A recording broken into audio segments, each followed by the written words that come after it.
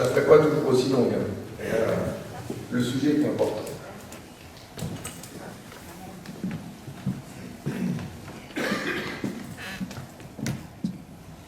Bonsoir. Vous avez parlé de climat. Au niveau écologique et au niveau transition écologique, comment vous voyez la chose et comment, sur quel temps, comment vous comptez y venir? Ça, c'est la première question. La deuxième question, vous avez parlé un peu de racisme. Bon, moi j'ai 50 ans, un petit peu plus, j'ai grandi dans des cités à Brive, et je me rappelle, sur les époques Mitterrand, il y avait une police de proximité, il y avait des associations, on s'occupait de nous quand on était jeunes et adolescents. Aujourd'hui, on se rend compte que tout ça c'est parti, l'État s'est désengagé de tout ça, et bien sûr, on se rend compte que, comment dire, la religion a pris pas là-dessus, surtout dans ces cités-là. Comment comptez-vous, si un jour vous êtes au pouvoir, remplacer ça ou faire quelque chose pour éviter ce racisme et redonner une communauté un petit peu à la France?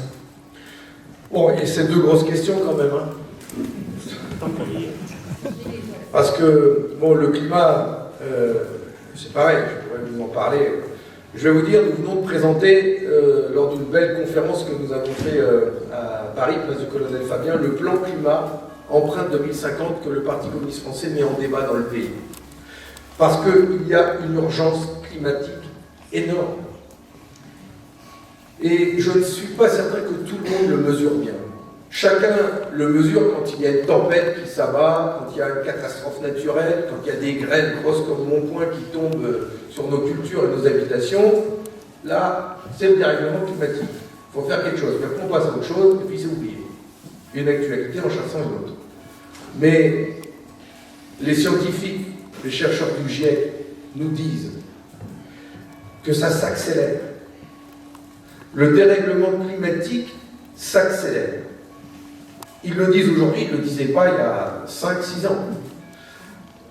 C'est aujourd'hui que nous devons faire les investissements et les efforts, là, dans les 3-4 ans qui viennent, pour empêcher le réchauffement de la planète au-delà des 1,5 degré d'ici 2050. On s'en va vers 1,5 degré. Et les 1,5 degré de réchauffement, c'est ce qui produit les dérèglements d'aujourd'hui. Si on ne fait pas ça, nous disent-ils, ça va tellement vite que d'ici 2050, c'est 4 degrés. Et vivre avec 4 degrés de plus, on ne sait pas. C'est l'inconnu. On s'en va vers l'inconnu. Et c'est pour ça qu'il y a urgence à agir. Urgence à agir. C'est pour ça qu'on a présenté un plan, Empreinte 2050, qui montre comment la France peut transformer son économie pour faire en sorte d'atteindre la neutralité carbone en 2050. Il nous faut, nous, mais pas que nous, hein. D'ailleurs l'Union européenne a fixé l'objectif d'une trajectoire de la neutralité carbone en 2050. Et tous les pays ont signé, tous les pays non, mais en tout cas en Europe, tout le monde a dit on va faire la neutralité carbone en 2050. C'est-à-dire qu'il ne faut plus que l'on ait d'émissions de CO2. Il faut sortir des énergies fossiles. Il faut le faire. Sauf que certains ne le font pas. D'autres disent qu'ils vont le faire, mais ils ne font pas les investissements qu'il faut pour ça.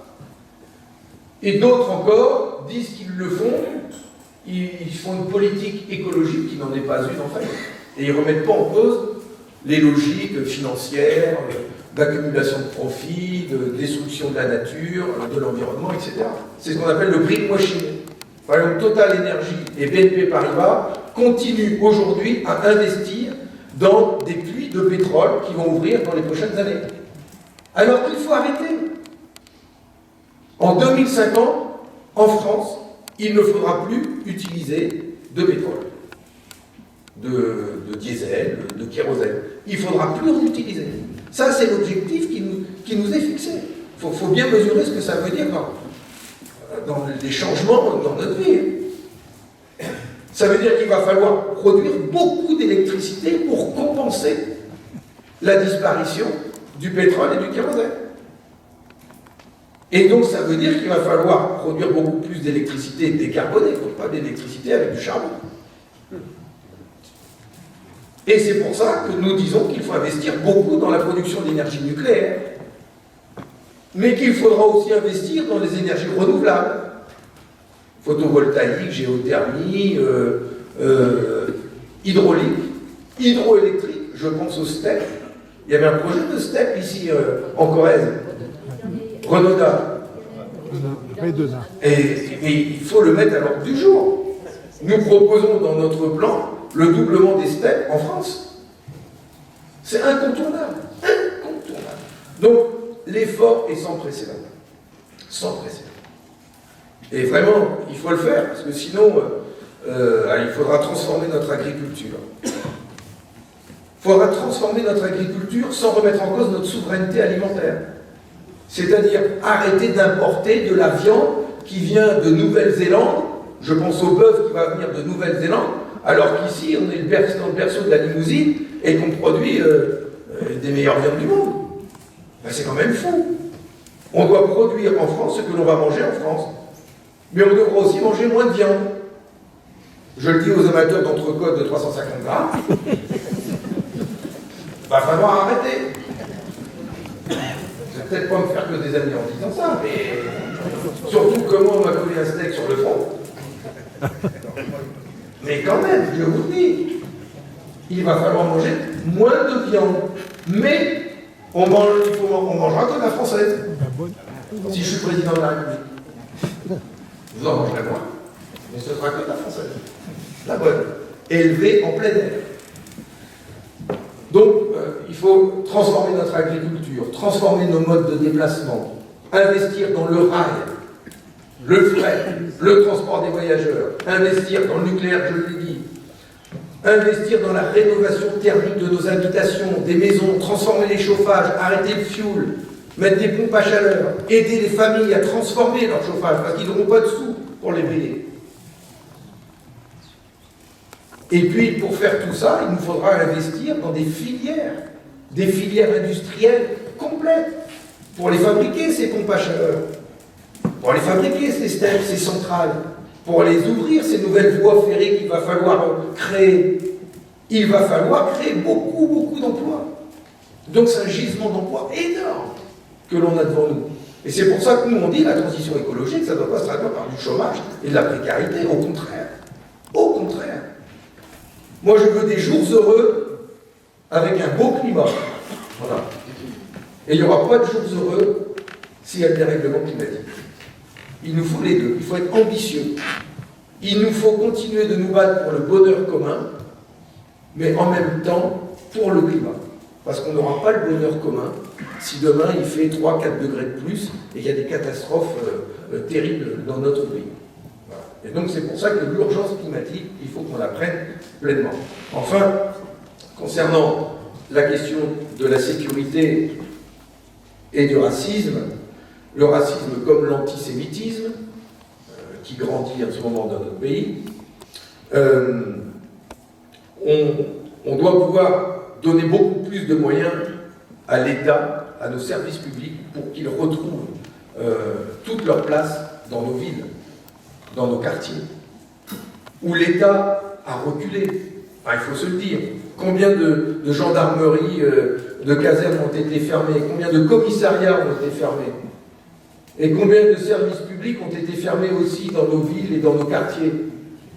Quand on a une école qui ferme, une classe qui ferme, un bureau de poste qui ferme, quand on a un arrêt de bus qui disparaît, quand on a de moins en moins de travailleurs sociaux, je pense aux éducateurs, quand on n'a plus de culture, plus de sport, c'est quand même comme ça. Hein.